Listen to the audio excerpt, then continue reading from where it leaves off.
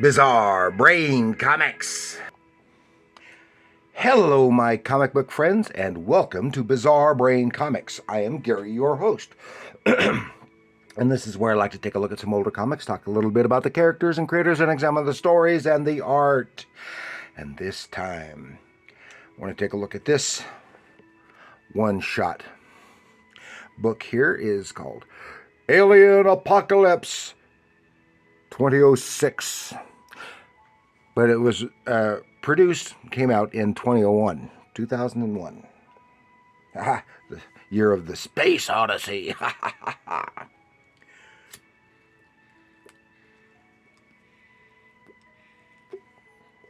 And this is written by Kathy Glass and illustrated by Spain Rodriguez and Harry S. Robbins. And if you're longtime comic fans and have followed me for a length of time, I've mentioned Spain Rodriguez a few times. He is a classic underground comic artist.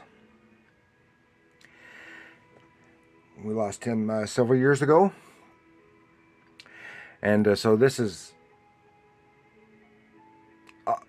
more alternative than outright underground. But he did some mainstream stuff too. But here we go a little bit. See my little alien friend here to help me out. Yeah, my little friend. This is Alien Apocalypse 2006. It's a graphic novel from Limited. I said that wrong. From Frog Limited, Berkeley, California in 2001. Written by Kathy Glass, illustrated by Spain and Harry S. Robbins. And Kathy Glass. Now, I'm assuming that I found the right Kathy Glass because there are lots of Kathy Glasses out there of various spellings, including writers, teachers, and other stuff. So I think this is the right one. She's an editor and writer interested in the ecosystem and environment and environmental justice, etc. Living in the northern coastal region of California. I said, if this is the right one. And this sounds like would have been the one that wrote this. Okay? And then Harry Robbins is Harry Cyphris or Skiffrus. I don't know, Robbins. I don't know how you pronounce this. That's why he just goes by Harry S. Robbins, I guess. And he was born in 1950.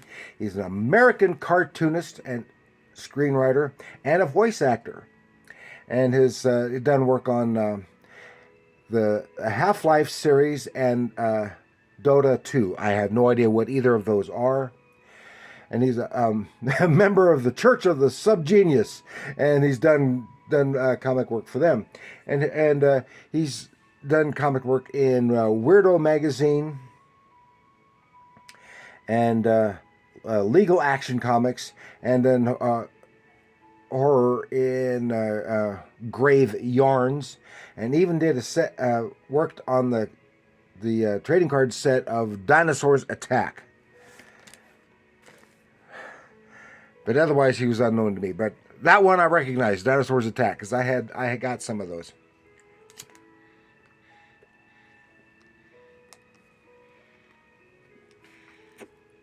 So, Alien Apocalypse sounds like, Independence Day or something like that. Yeah, not quite.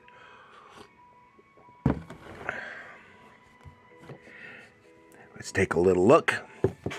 And you can see, and this was a painted cover. And the cover was done by Harry S. Robbins. It's a wraparound. So you can see the other side has aliens attacking, and then and then you have like Bigfoot here and some crazy stuff. It's a cat. Okay. Let me start off here. There's the title page.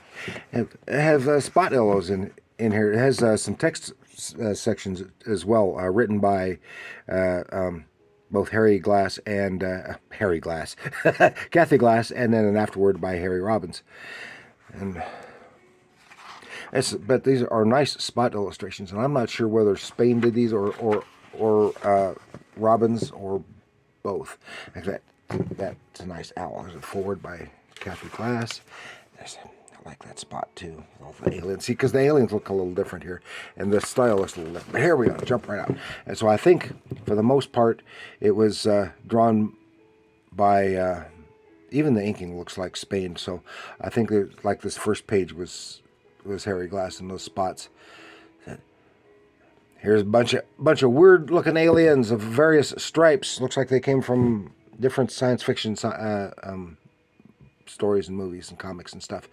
And as they approach the Earth, then we go to Alien Apocalypse 26. And we see a couple of hippie types. This is supposed to be in 2006, but remember, this is from 2001. And they are in Northern California growing pot, and they're trying to evade the law. And so they're moving their plants to someplace else at nighttime, someplace else in the woods, and then something happens to them. Ooh, what's going on? And they see this stuff, and then next thing they know, next day, oh, what the heck happened? And all their pot is gone. It's told in chapters. So here we see the alien hovering above them, and there's our guy. What's his name?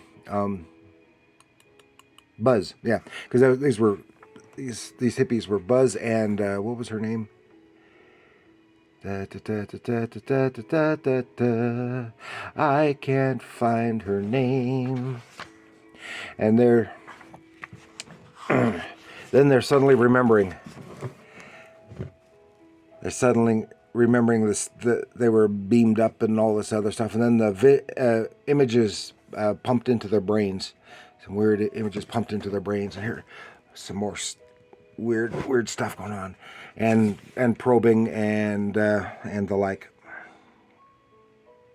What was her name? Crystal. That was her name. Crystal. Buzz and Crystal.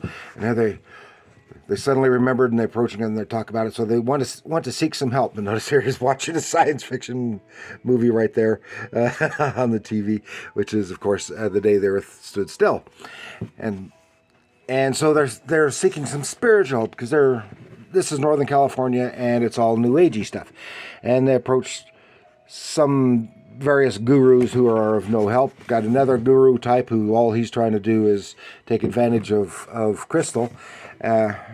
And so someone else tells them, oh, join us, we're doing some ecological stuff, and we're doing a protest out in the woods. And so they go out and protest in the woods, and here it goes, alien humor, and it has a bumper sticker on this UFO.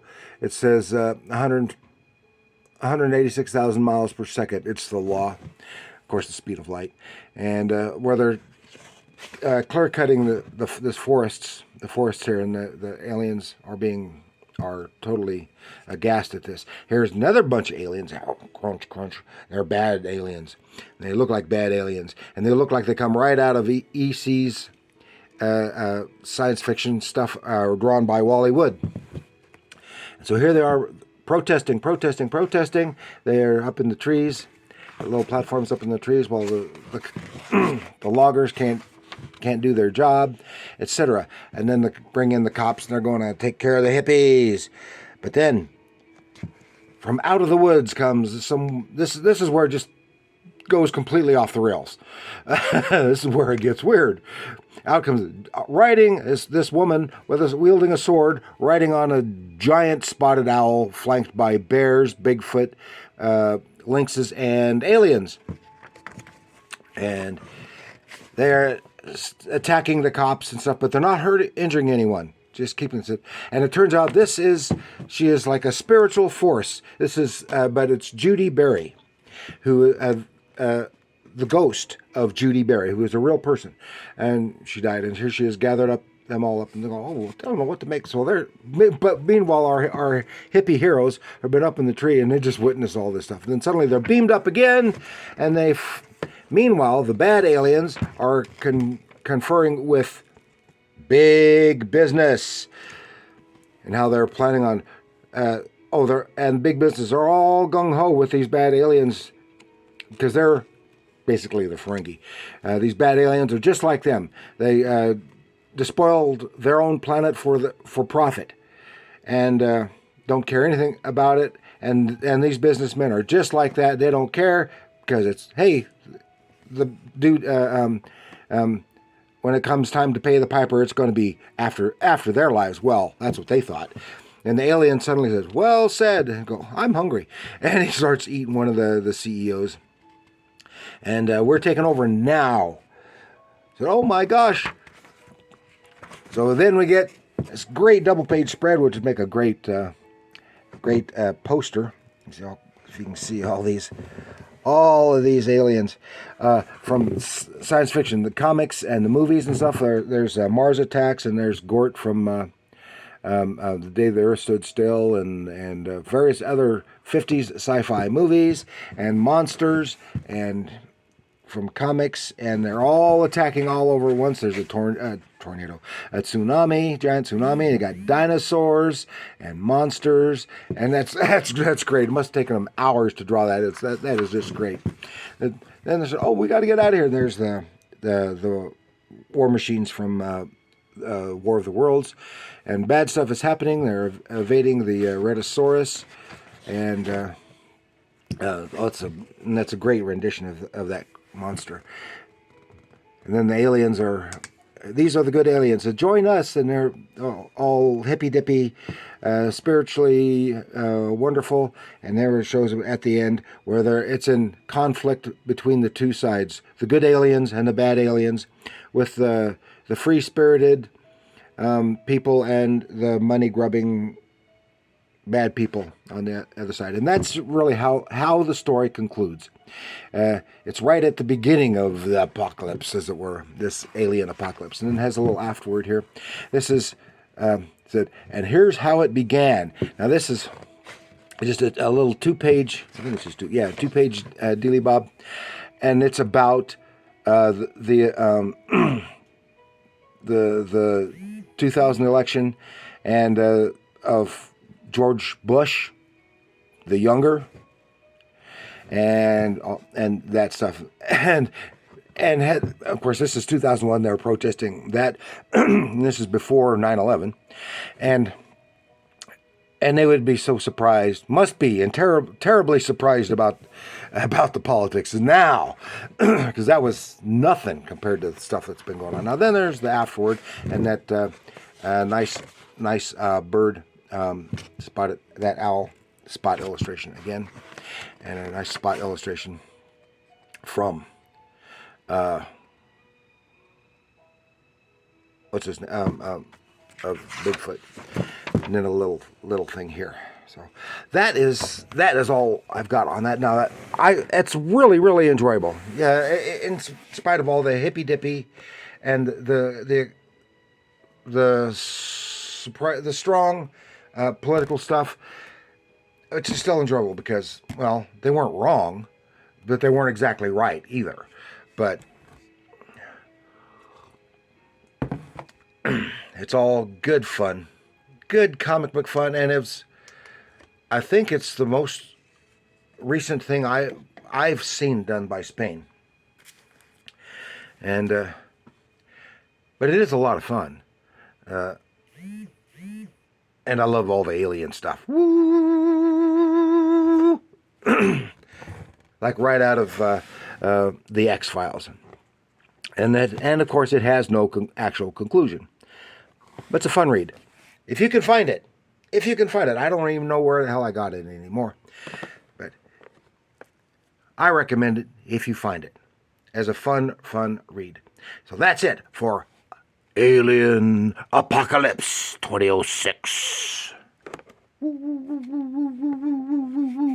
So please like, share, and subscribe. You have friends who are interested in sci-fi, alien, X-Files-y type stuff. Share this with them. They might appreciate it. And do leave a comment. Let me know what you think of this little hippy-dippy book. And what do you think of Spain Rodriguez in general? Do you like his art? What have you? Are you at all familiar with any of these creators? That's Kathy Glass, Spain, or Harry S. Robbins? Let me know in the comments below. And remember, comics are art.